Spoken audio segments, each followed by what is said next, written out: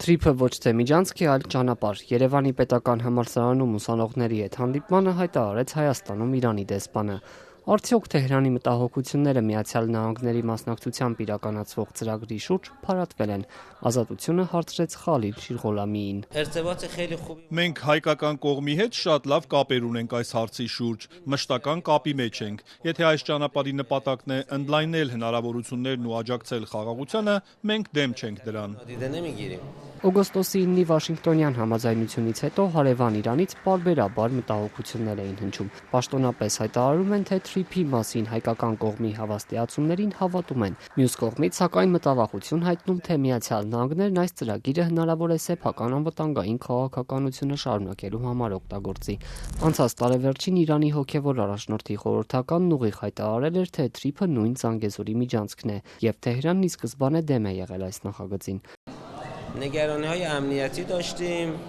Հաշվի առնելով Միացյալ Նահանգների թշնամական վերաբերմունքը Թեհրանի հանդեպ, մենք մտահոգություններ ունեինք, որոնց մասին մեր հայ գործընկերների հետ խոսել ենք շատ ջերմ մթնոլորտում։ Նրանք մեզ վստահեցրել են, թե Հայաստանը Իրանի դեմ գործողությունների հարթակ չի դառնա։ Մենք փոխադարձ վստահություն ունենք։ Այժմ Իրանի ու Միացյալ Նահանգների հարաբերությունները վերջին տարիների համեմատ առավել լարված են։ Հունվարին Իրանում զանգվածային բողոքի ցույցերի մասնակիցների նկատմամբ զինված գործողություններ իրականացնելուց հետո, ինչի հետևանքով ըստ տարբեր աղբյուրների հազարավոր խաղաղ ցուցարարներ զոհվեցին, ամերիկյան կողմը սպառնաց ռազմական գործողության դիմել, եթե սպանությունները չդադարեն։ Իրանն էլ Միացյալ Նահանգներին ու Իսրայելին մեղադրեց բողոքի ցույցերը կազմակերպելու համար։ Վերջին շաբաթներին Միացյալ Նահանգները զորքեր է կենտրոնացրել տարածաշրջանում, Թեհրանից պահանջելով միջուկային ծրագրի շուրջ գործարքի գնալ։ Այժմ Վաշինգտոնն ու Թեհրանը բանակցում են այս հարցի շուրջ։ Վարչապետ Նիկոլ Փաշինյանն էլ անցած ամիս հավաստիացրեց, թե Թեհրանի համար մշտապես հասանելի են։ Մենք անընդհատ կապի մեջ ենք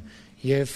պատրաստ ենք բոլոր հարցերին պատասխանել, եթե հրապարակված տեքստից հետո այլ հարցեր նույնպես ծագում են։ Հենց այս փուլում շաբաթներ առաջ Հայաստան, ապա Ադրբեջան այցելեց Միացյալ Նահանգների փոխնախագահ Ջեյդի Վենսը։ Այս շաբաթ էլ պաշտոնական այցով Իրանում էր պաշտպանության նախարար Սուրեն Պապիկյանը։ Թե կոնկրետ ինչ հարցեր են քննարկել նրա այցի ընթացքում, շատ բան հայտնի չէ։ Փոխարենը պարզ է, որ Պապիկյանին Թեհրանում զինվորականներից բացի ամենաբարձրաստիճան պաշտոնյաներն են ընդունել, այդ թվում նախագահ Մասուդ Փեզեշքյանն ու ազգային անվտանգության խորհրդի քարտուղար Ալի Լարիջանին։